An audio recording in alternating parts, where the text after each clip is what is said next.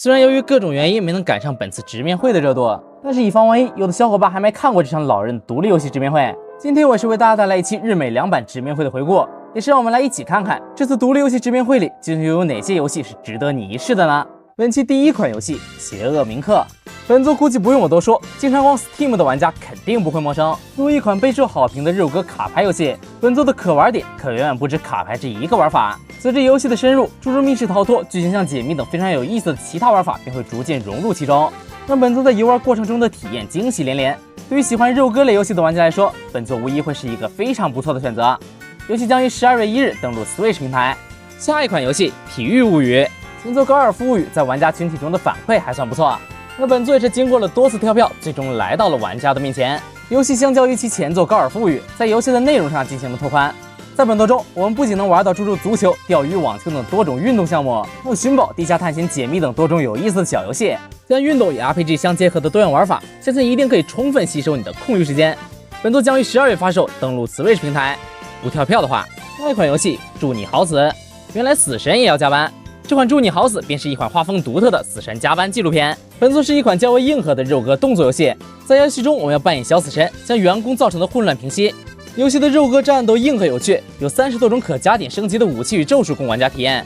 爽快的战斗与独特的画风都十分的抓人眼球。本作将于明年3月22日登陆 Switch 平台。下一款游戏《孩童之塔》，本作也是一款以肉鸽卡牌为主要玩法的作品。游戏讲述了在一个高塔之中，在塔顶的孩子们要深入高塔并去往塔底天堂的故事。本作有着一套独特的玩法规则与较大的叙事比重，所以体验上相较于杀戮尖塔这类同样是推塔肉鸽卡牌类作品来说，游戏的可玩性与玩点也会截然不同。本作将于明年1月19日发售，登陆 Switch 平台。下一款游戏《永不觉醒》，本作是一款画风与玩法都很独特的作品。在本作中，我们所扮演的少女在无尽的噩梦中与梦魇战斗，从而在其中争取醒来的机会。游戏采用了双摇杆射击的玩法，配上游戏花样众多的武器组合，让玩家可以在数量众多的关卡与敌人中射得爽快。游戏有着多机制设定，配上游戏内容丰富的战斗系统，肯定能带给你不错的多周末体验。本作将于明年1月19日登陆 Switch 平台。下一款游戏《飞禽律师的事件簿》，本作是一款用拟人动物为主角的文字推理游戏，故事的背景安排在了1848年的法国。玩法上乍看之下与大逆转裁判有些类似，玩家需要通过收集线索与推理来逐步拼凑出真相，并最后在法庭中揭露真相。本作将于12月15日登陆 Switch 平台。下一款游戏《往左一点》，本作可能会是一个强迫症患者会很敏感的作品，玩家需要通过在各种日常场景中观察物品摆放的逻辑规律，并对其进行正确的整理摆放，从而进行公关。而游戏中自然也少不了阻碍，在本作中阻碍你的便是一只可爱调皮的猫猫。游戏相当考验玩家的逻辑能力，不知道你能不能在猫猫捣乱的情况下，将游戏中的谜题一个个解开呢？本作现已登陆eShop，喜欢的话可以留意一下。下一款游戏《无垠之心》，本作独特的像素画风，我个人来说还是非常喜欢的。游戏讲述了在一个印尼小镇中，毕业季的男女主遇到了超自然现象，并由此展开冒险的故事。玩家可以通过探索与调查生活的小镇，来从中找到隐藏的秘密，并为了应对世界的终结来展开冒险。游戏有着非常细致的对印尼小镇居民生活的刻画，还有像导航员那样进入居民意识空间的探索都非常有意思。本作将于明年1月19日发售，登陆 Switch 平台。下一款游戏《笼中窥梦》，本作算是一款非常独特的解谜游戏，玩家需要利用各种视觉差来在每个场景中找出其中的联系，并解开谜题。尤其有手机版，相对来说体验会更加不错。本作现已登陆eShop。下一款游戏《马多丽卡不动产2》，本作属于那种玩法非常新奇并且很有难度的解谜游戏，玩家需要在各种房间内根据图纸进行驱鬼与解谜。本作的关卡数量可以说是相当丰富，玩家可以从网上下载关卡所需的房屋以及建筑图纸，并在现实中真的将它们打印出来，或者通过其他方式进行观察来帮助解谜。游戏内外结合的解谜乐趣可以说是非常的新颖有趣。本作目前现已登陆 Switch 平台。下一款游戏《寻找天堂》，在游玩本作前，我强烈建议你先去玩玩前作《去月球》。虽然这两部作品都能带给你相当大的感动，但如果你事先玩了这部《寻找天堂》，那么去月球的体验可能就会打些折扣。在本作中，玩家扮演的医生要继续为患者完成愿望，我们将在本次故事主人公的愿望与回忆中一步步深挖，并努力去完成他最后的心愿。本作目前现已登陆eShop。下一款游戏《咖啡仙语2：洛神花与蝴蝶》，其实从现在看来，此类作品的数量真的不算少，但是这部《咖啡仙语2》也的确是一部意料之外的惊喜。虽然游戏的玩法没变，还是视觉小说加上一个调饮料与咖啡拉花小游戏的结合体，但是游戏平和却动人的故事与雨夜咖啡厅宁静的氛围都非常能够让人沉迷其中。本作的游戏节奏较为舒缓，适合作为睡前游戏来玩。在入睡前到咖啡厅听一听别人的故事，难道不是一件非常有趣且浪漫的事吗？本作将于明年春季登陆 Switch 平台。下一款游戏《贵族武者励志传》，本作算是本次独立游戏直面会中少有的3D 动作游戏了。在本作中，我们要扮演一个在桃太郎手下幸存的小鬼，来到鬼市岛完成考验，并逐渐解放力量。在本作中，我们需要操控主角空太与精灵风丸，而且在战斗中互相协作，才能打倒敌人。而鬼岛中不同地貌、不同场景中，也相对有许多别样的解谜与战斗。作为独立游戏中少有的大场面，本作可能会是一款不错的小品级游戏。游戏将于明年3月9日发售登陆 Switch 平台。下一款游戏《再见世界》。本作的介绍与其说是游戏，更像是一个独立游戏开发者的自传。游戏讲述了一位程序员与画师由于热爱共同开发游戏，虽然被现实打压，但依旧努力奋斗追逐梦想的故事。本作采用了平台冒险解谜的玩法，玩家需要在游玩主人公制作的游戏的同时，逐步了解2人的故事。本作现已登陆 Switch 平台。下一款游戏《阿卡》。本作是一款手绘风的开放世界冒险游戏。游戏设定在战后，退役的主角阿卡被好友邀请到了这片小岛。游戏中的场景相当丰富，从海滩到雪山，一路都有十分治愈的景色。玩家可以在这片小岛中收集建造或者下地务农，并与各式各样的岛民们互动，慢慢了解隐藏在小岛之后的秘密。本作将于12月15日发售，登陆 Switch 平台。下一款游戏《7日周末》。本作也是一款视觉小说类的作品，游戏给予玩家的时间只有7天。而玩家则要在7天的时间内与神秘的女孩相互交流，并逐渐掌握对方的语言。游戏的最终目的尚不知晓。这样一款新奇的文字解密游戏，不知道能不能勾起你的兴趣呢？本作将于今年冬季上线 Switch 平台。下一款游戏《筑梦颂》，为休闲玩家打造的游戏来了。在这款《筑梦颂》里，没有策略类游戏的勾心斗角，没有紧张的运营，更没有突发的战斗，留给玩家的只有一个宁静的小镇。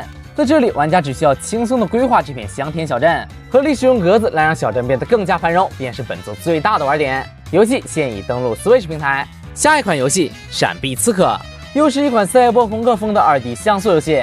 本作围绕着主角钩索铁臂的特点，设计了许多非常优秀的关卡。游戏描述了一个赛博城市在遇到突发事件后陷入危机，而主角则要利用自己的钩索，穿梭在这座破败的城市中与敌人战斗，并最终拯救城市，找到元凶。游戏将于明年春季发售登陆 Switch 平台。下一款游戏《盗贼遗产2》，虽然稍晚了一些，但是本作还是登上了 Switch 平台。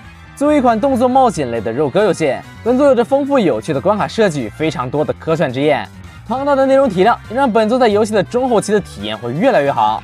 如果你很喜欢这个类型，但是正愁没有新作可玩，那么本作可能将会是你接下来最喜欢的游戏。本作目前现已登陆 Switch 平台。下一款游戏《伦巴》，这部咖喱味浓厚的烹饪游戏看似是一部烹饪游戏，其实是一部观感非常不错的视觉小说。在其中，我们所要扮演的角色是一位印度妈妈，在日常制作各种印度传统美食的过程中，一起探讨与经历有关家庭、爱情与失去的故事。游戏烹饪模拟器的部分做得非常到位，说不定到时候真的能跟着游戏学会几道印度菜。本作将于明年春季发售登陆 Switch 平台。下一款游戏《电钻少女》。本作的玩法有些类似 GBA 平台的一款神作《螺旋破坏者》。在其中，我们需要利用女主手里的天元突破大钻头进行侦探，在收集宝物的途中，借助各种道具击败沿路的敌人。游戏针对钻头设计了非常丰富的关卡，希望横版动作游戏的玩家可以试试。本作预计明年发售。下一款游戏《德斯塔：梦中追忆》。本作是一款回合制肉鸽游戏，只是在每天晚上都会进入梦境。而在这个由遗憾往事组成的世界里，玩家会邂逅各种有故事的人们。游戏的战斗部分则是由回合制躲避球为主，并向其中掺杂着各类技能的策略性玩法组成。本作独特精致的画面与剧情都使它足以勾起我的好奇心。顺带一提，本作是由曾经开发过纪念碑谷系列的 Ast Games 开发的，在质量上应该不用太操心。本作将于明年年初发售登陆 Switch 平台。下一款游戏《田园记》，在整场直面会中还要数本作的画风最为抢眼。在本作中，我们要回到祖母的房子，跟着线索逐渐找寻藏在童年回忆中往期的秘密，还能通过收集照片、声音等物件来制作一部专属于你自己的日记。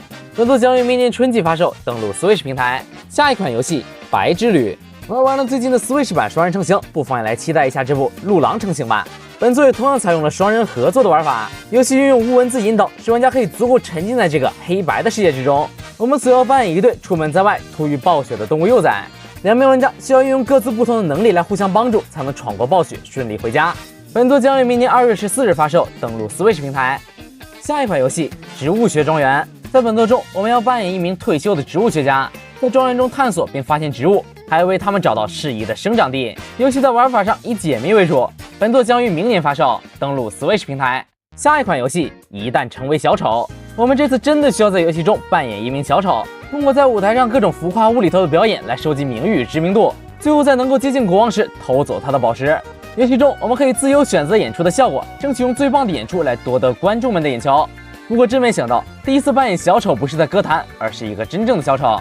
本作现已登陆 Switch 平台。下一款游戏《传奇摔跤手》，本次直面会本作带来的宣传大多都是混剪，但是不难看出，游戏独特的画风与 RPG 战斗系统，再配上各种专业摔跤比赛的风格，使本作看起来非常的无厘头。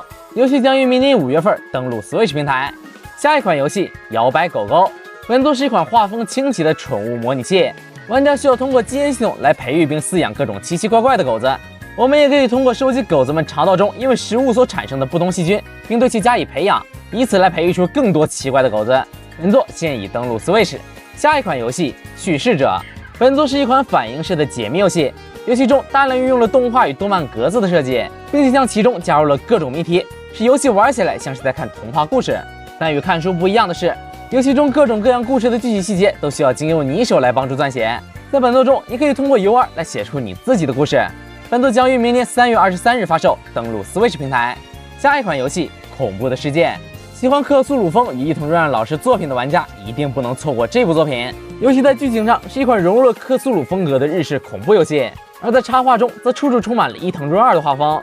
玩法上，本作是一款文字解谜类游戏，多样的谜题、多样的分支、多样的结局，都让它一定能带给你相当难忘的游戏体验。游戏将于明年春季发售，登陆 Switch 平台。下一款游戏《海鼠的诅咒》，本作中玩家需要扮演因为诅咒而变成老鼠的海盗，为了变回人类而踏上冒险之旅。游戏采用了银河城玩法，并且地图与路线都较为复杂，因为每名玩家扮演的每名角色都有着完全不同的技能树与战斗体系。游戏支持最多4人联机共同挑战。本作预计将于明年年初发售。